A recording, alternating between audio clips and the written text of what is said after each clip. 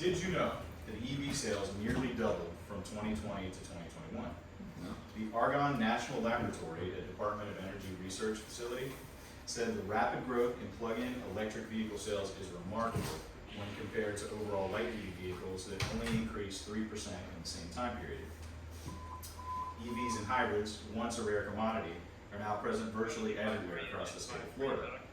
Earlier this year, Alex Harris of the Miami Herald reported Florida alone is #2 for the nation in electric cars.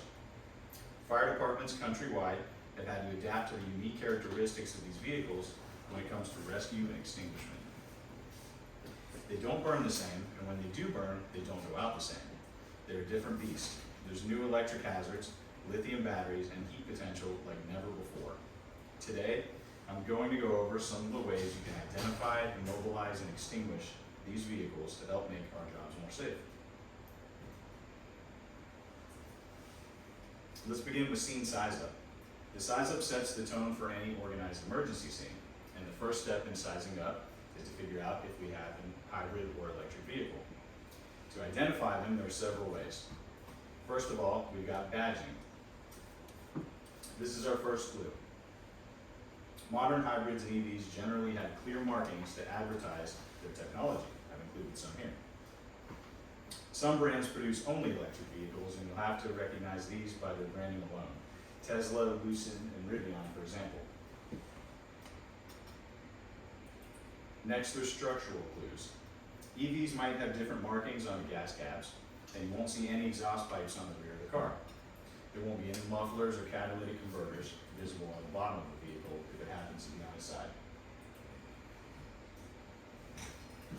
When you lift the hood, you're going to want to look for orange wiring. Orange wiring is an industry standard that indicates you're working with high voltage. These wires can commonly carry 400 to 800 volts. Alright, so now that we know that we're working with a hybrid vehicle or an EV, the next step is to keep this thing stable and immobilized.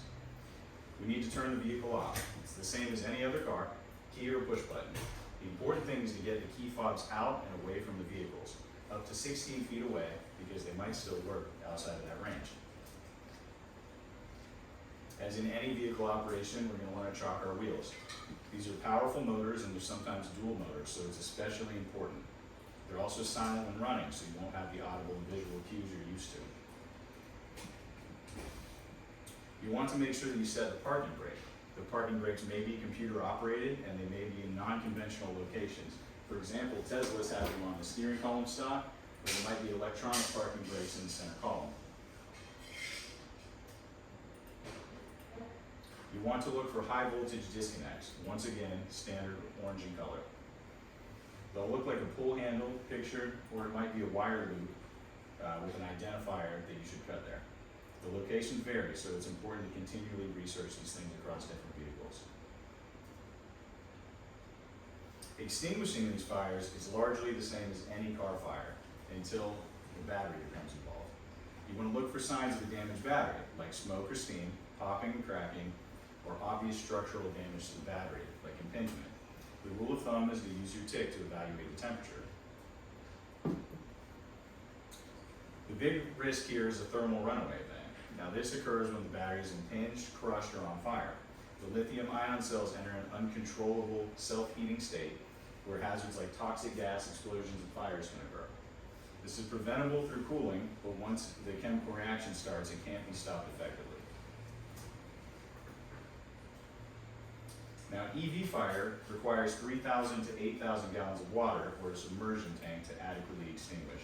Your typical cars take 500 to 1,000 gallons. In a 2014 study, the American Journal of Engineering Research recommended you should never extinguish these with a small volume of water because it's quite dangerous due to toxic hydrogen gas. You want to establish a permanent, continuous water supply and use your tick to evaluate your efforts. Even when you're done, remember, these can ignite up to 24 hours later. We've got to adapt to the technology around us. Electric vehicles are quickly becoming the norm in the US, and we may see a day soon that they're the standard rather than the exception. These EVs are going to impact the way that we work, and to this point we must know how to identify these vehicles, immobilize them safely and remove the occupants, and secure enough water and enough resources to put them out. Thank you.